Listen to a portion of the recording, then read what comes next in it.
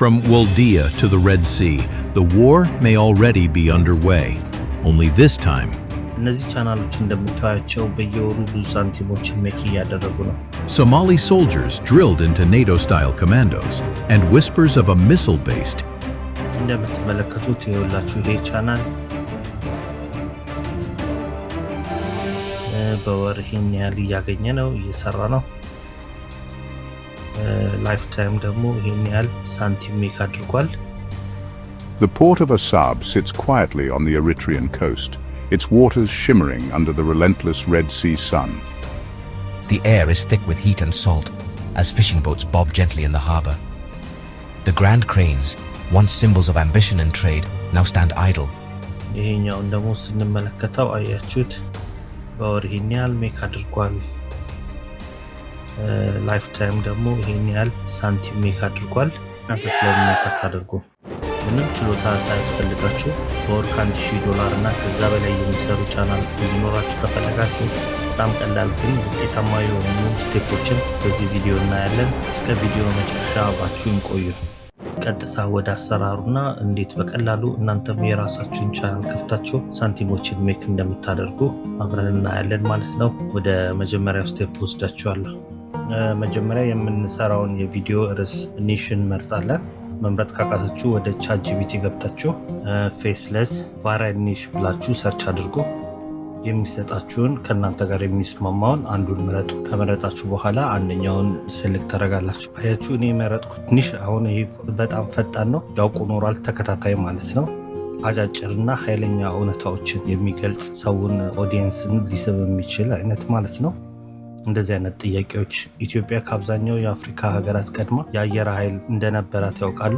ይህች ከተማ የአፍሪካ ዱባይ የሆነች ነው። ስለ አዲስ አበባ ገብቷቸዋል? አጭር የሆነ ነገር ሰውን ፎከስ የሚያደርግ ለምሳሌ እንደ ይህች ሀገር ማክዶናልድ ለምን የላትም አይነት ጥያቄዎች አይነት ያዘሉ ነገሮች አሪፎች ናቸው። ስለዚህ ይህንን መርጠናል። ይህንን እስቲ አብረን እየሰራን እንያቸው። አሪፍ ርዕስ አግኝተናል። we are happy with this። ስለዚህ አሁን ቀጣይ የምናደርገው ምንድን ነው? ለቪዲዮችን ስክሪፕት እንጽፋለን ማለት ነው። ስክሪፕት የሚጽፍልን ደግሞ ወደዚህኛው ዌብሳይት እንገባና ራይትሶኒክ ለዩቲዩብ ቪዲዮችን ሀሳቦችንና ስክሪፕቶችን ለመጻፍ በጣም ምርጥ ዌብሳይት ነው። ከፊሉ አገልግሎት ነፃ ሲሆን ቀሪው በክፍያ ይሰራል። ወደ ዌብሳይቱ ገብተን በጂሜል አካውንት እንከፍታለን። ውስጥ ከገባን በኋላ ቅድም የመረጥነውን ርዕስ አስገብተን ለቪዲዮችን ስክሪፕት እናዘጋጃለን።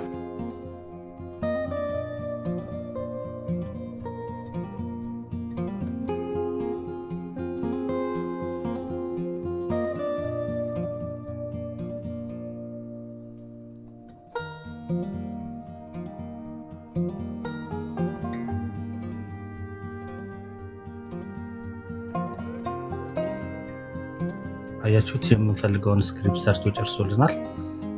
ዶክስን ከፍትና ይሰራልንን ፋይል ሴቭ እናደርገዋለን። ጽሁፋችን ተዘጋጅቷል። አሁን ጽሁፋችንን ወደ ቮይስ ለመቀየር ዛሬ በትኩረት ላሳያችሁ የፈለግኩት ፍሪ ሶርስ የሆነውን የራሳችንን ቮይስ ክሎን በማድረግ የእንግሊዝኛ ኮንቴንቶችን እየሰራን በአጭር ጊዜ ውስጥ የምንወደውን አይነት ኑሮ ለመኖር የሚያስችለንን ኢንካም የሚያስገኝልንን ቻናል ለማዘጋጀት በእጅጉ የሚጠቅመን F5 TTSን ነው። F5 TTSን ቴክስት ቱ ስፒች ለማግኘት መጀመሪያ ወደ ጎግል እንሄዳለን። ከዛ ጌትሃብ የሚለውን ሰርች እናደርግና በመጀመሪያ ያለውን ክሊክ አድርገን እንገባለን። በጉግል አካውንቱን ከፍትና አሁን እንደምታዩት የሁላችሁ ፕላትፎርሙ ይህንን ይመስላል። FSTTS ይሄኛው ነው እንደምታዩት። እዚህ ጋር ይሄኛውን ቮይሳችሁን እዚህ ጋር ድሮፕ ታደርጋላችሁ። እዚህ ጋር ደግሞ ቴክስቱን ጽፋላችሁ። ከዛ በኋላ ራን ስትሉት ቴክስቱን ወደ ስፒች ይቀየራል ማለት ነው። አብረን እንስራው። ያዘጋጀነውን ቴክስት ቱ ቮይስ ለመቀየር መጀመሪያ የራሳችንን ወይንም የምንፈልገውን ቮይስ ከ9 እስከ 20 ሰከንድ የሚሆን ይዘት ያለውን ቮይስ ሳምፕል እናዘጋጃለን። ባክግራውንድ ሳውንድ የሌለው ቢሆን ይመረጣል ለስራችን ጥራት ሲባል። ነገር ግን ጫጫታ ወይንም ባክግራውንድ ድምፅ ያለው ከሆነ እንደ ቲፕስ አንድ ነገር ላሳያችሁ። ወደ አዶቤ ብሮድካስት ሄደን ባክግራውንድ ያለባቸውና ጫጫታ ያለባቸው እነሱን ሪሙቭ ያደርግልናል። ድምጻችን ጥራት እንዲኖረው ያደርግልናል። በነገራችን ላይ የእንግሊዝኛ ቋንቋ ማወቅም ላይ ይጠበቅባችሁ ይችላል። በአማርኛ የቀረጻችሁትን ድምጽ መጠቀም ትችላላችሁ። እስቲ አብረን እንየው። መጀመሪያ ወደ ዌብሳይቱ እንገባና ከዛ ፖድካስት adobe.com የሚለው ጋር እንሄዳለን። ዌብሳይቱ ከገባችሁ በኋላ ሪሙቭ ባክግራውንድ ኖይዝ ኤንድ ኤኮ የሚለውን ክሊክ እናደርገዋለን። ከዛ ድምጻችንን ሳምፕል እናስገባለን። ከዛ ክሊር አድርጎልን ከጨረሰ በኋላ ዳውንሎድ የሚለውን እናደርገዋለን ማለት ነው። ወደ FSTTS ተመልሰን ያዘጋጀነውን የቮይስ ሳምፕል እዚህ ውስጥ እናስገባዋለን።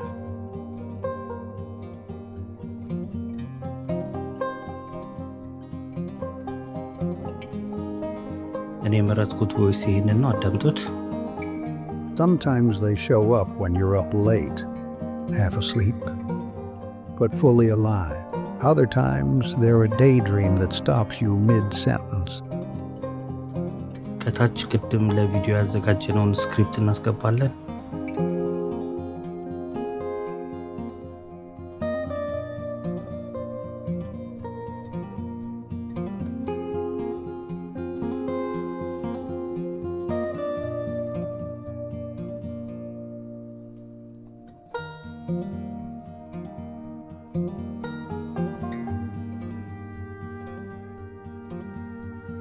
ከዛ ሲንክታይዝ እናደርገዋለን።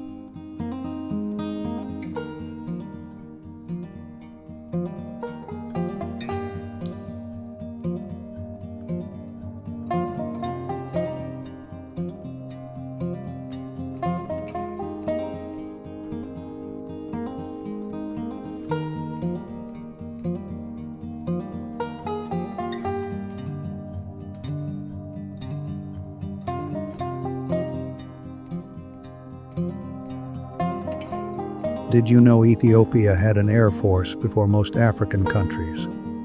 Yes, you're absolutely right about Ethiopia's pioneering role in African military aviation. Ethiopia established the first air force of an independent African country back in 1929, which is quite remarkable. The Ethiopian Air Force began on August 18, 1929, when the first aircraft, a French Potez 25A2 biplane, was delivered to Addis Ababa. This was followed by a Junkers W-33C on September 5 of the same year. The Air Force was initially organized by Mishka Babichev, who was the first Ethiopian pilot and was of Russian descent. What's fascinating is how this all started. Emperor Haile Selassie, then known as Teferi Mekonnen, before his coronation witnessed a British Royal Air Force demonstration in Aden, Yemen in November 1922. Having never seen an airplane before, he was captivated and immediately asked if he could go up in one of the biplanes. This experience inspired him to advocate for the development of an Ethiopian Air Force, despite some initial skepticism from the British, who reportedly suggested Ethiopia should stick with horses. Selassie persisted in his vision. By 1930, the small air arm had grown to 8 aircraft, 6 French biplanes and 2 German monoplanes. These aircraft played a crucial role in the Battle of Ankam on March 31, 1930, helping Haile Selassie's forces gain the upper hand against conservative forces trying to oust him. Ethiopia's pioneering aviation efforts came decades before most other African nations had their own air forces, as many were still under colonial rule. This makes Ethiopia's achievement even more significant as it represents one of the many ways the country maintained its independence while much of Africa was colonized. እንደምታዩት ጥራት ባለው መልኩ ቴክስት ቱ ስፒች ቀይሩልናል። አሁን ባሳየዋችሁ መልክ የተለያየ ታዋቂ ሰዎችን ድምጾችን መጠቀም ትችላላችሁ። ፍሪ ሶርስ ስለሆነ በነፃ ያለ ገደብ መጠቀም ያስችላችኋል።